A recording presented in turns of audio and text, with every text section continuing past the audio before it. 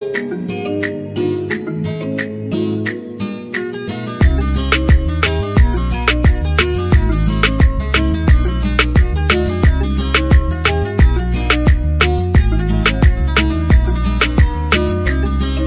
Welcome to astro console. आजकेर विषय मेष राशिर राशिफल जून 2024।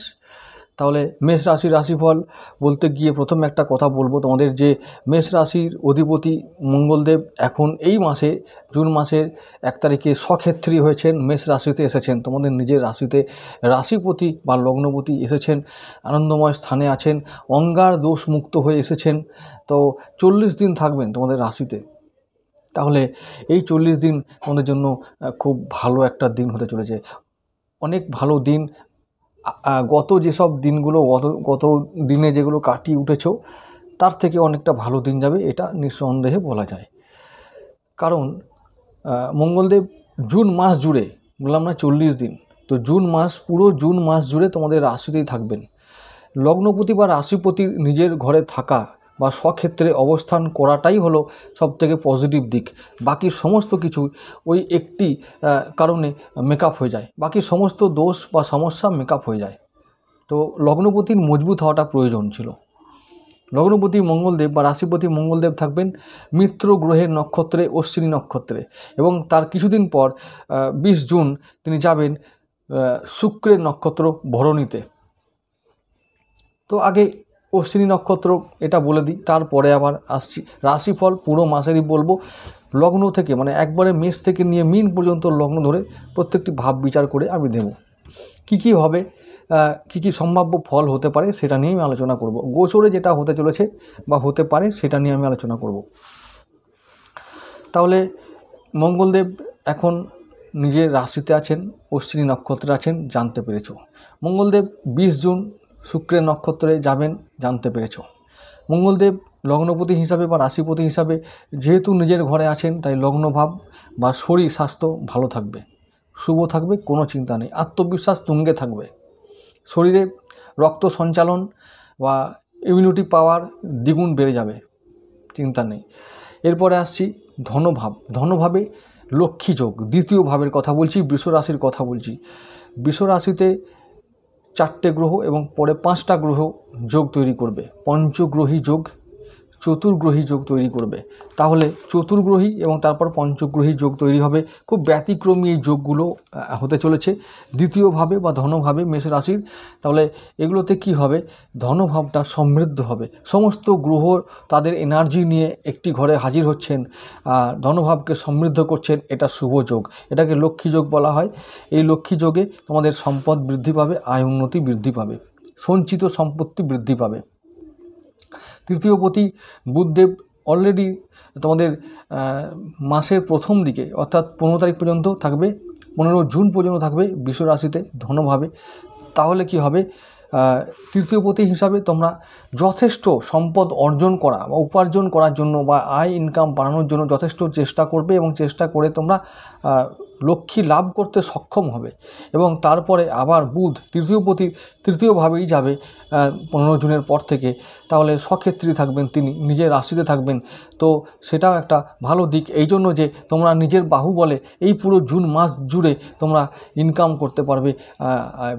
লক্ষ্মী যোগ, তৃতীয়ভাবেও লক্ষ্মী যোগ তৈরি হবে। তাহলে দ্বিতীয় ও তৃতীয়ভাবে লক্ষ্মী যোগ তৈরি হওয়াতে তোমরা সম্পদ বৃদ্ধি করতে পারবে, তোমাদের ভাই বোন আত্মীয় স্বজনদের সঙ্গে সম্পর্ক উন্নতি হবে, এরা তোমাদের সাপোর্ট করবে, তোমাদের সম্পদ বা মানে ধনসম্পদ বাড়াতে সাপোর্ট করবে, ফুল সাপোর্ট। তো এবার আসছি চতুর্থপতি চন্দ্রদেবের কথায়। চতুর্থপতি চন্দ্রদেব তোমাদের রাহুর সঙ্গে এখন আছেন 2 জুন আজকে। এরপরে রাহুমুক্ত হয়ে তিনি যাবেন তোমাদের রাশিতে, মেষ রাশিতে, তারপরে আবার ওখান থেকে বৃষ রাশিতে যাবেন। যখন চন্দ্রদেব এখন তোমাদের রাশিতে কাল থাকবে, অর্থাৎ 3 জুন চন্দ্রমঙ্গল একসঙ্গে অবস্থান করবেন। তো সেক্ষেত্রে তোমাদের বলবো যে পারিবারিক শান্তি বজায় থাকবে।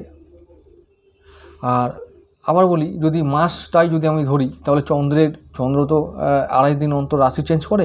তাহলে যখন চতুর্থ ভাবের কথা বলবো, যে রাহু এবং শনির সঙ্গে যখন থাকবেন চন্দ্রদেব, তখন একটু সমস্যায় থাকবে, মানে পারিবারিক শান্তি ও মানসিক শান্তি একটু বিঘ্নিত হবে। তারপরে আবার যখন রাহুমুক্ত হয়ে থাকবেন, তিনি যখন মঙ্গলের সঙ্গে অবস্থান করবেন বা অন্যান্য গ্রহের সঙ্গে অবস্থান করবেন, তখন শান্তি আবার ফিরে আসবে।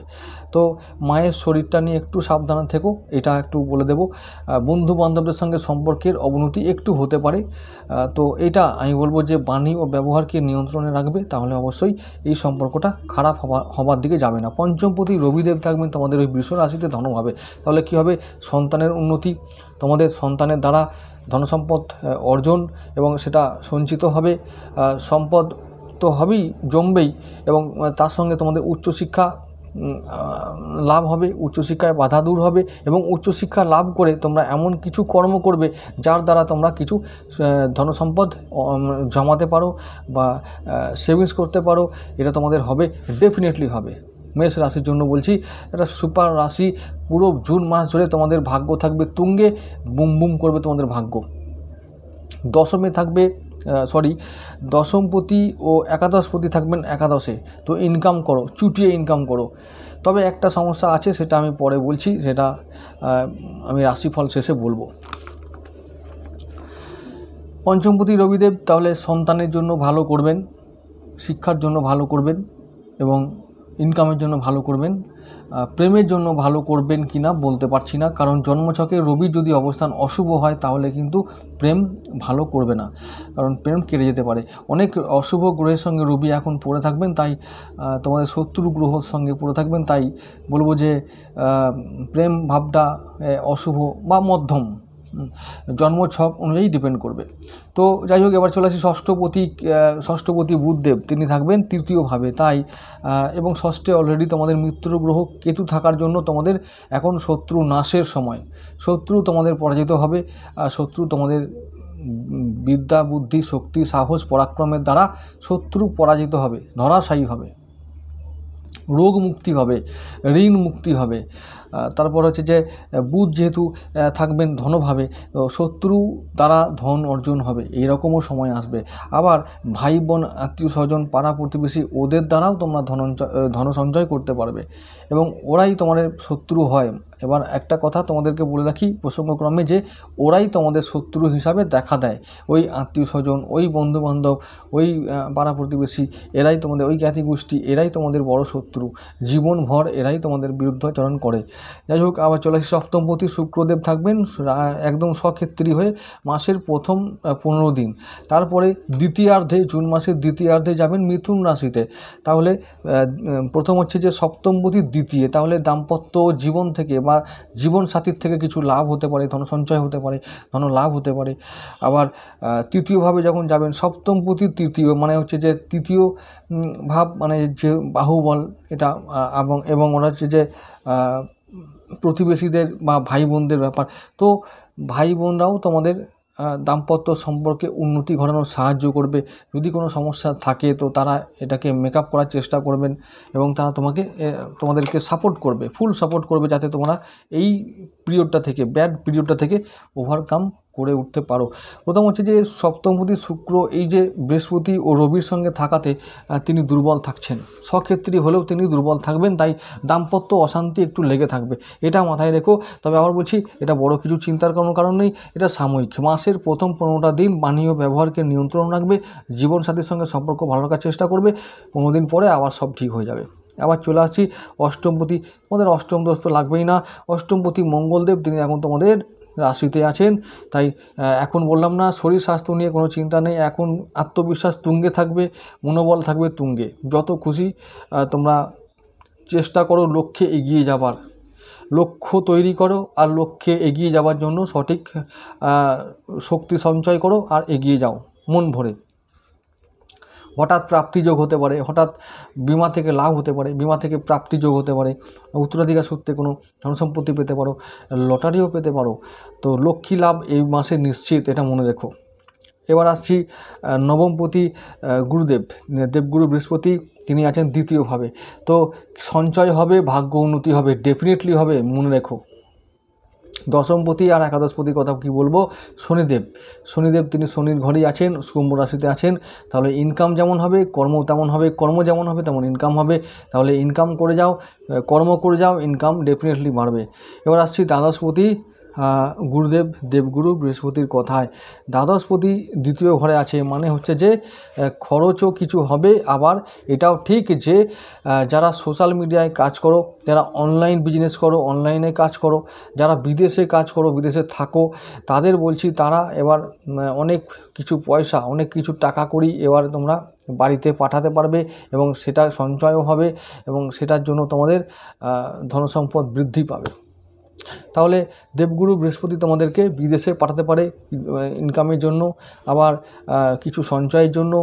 তো এই ব্যাপারটা মনে রেখো, দেবগুরু বৃহস্পতি তোমাদের ধনভাবে আছেন, মানে কিছু ইনকাম, ওই যে বললাম হঠাৎ করে প্রাপ্তিযোগ বা ফাটকা ইনকাম তোমরা করতে পারো এই জুয়া থেকে, লটারি থেকে, সাট্টা থেকে, বিদেশি মুদ্রা থেকে, currency market, share market, online market, এই সমস্ত জায়গা থেকে তোমরা এবার যত পারো ইনকাম করো, ব্যাস এটা মনে রেখো।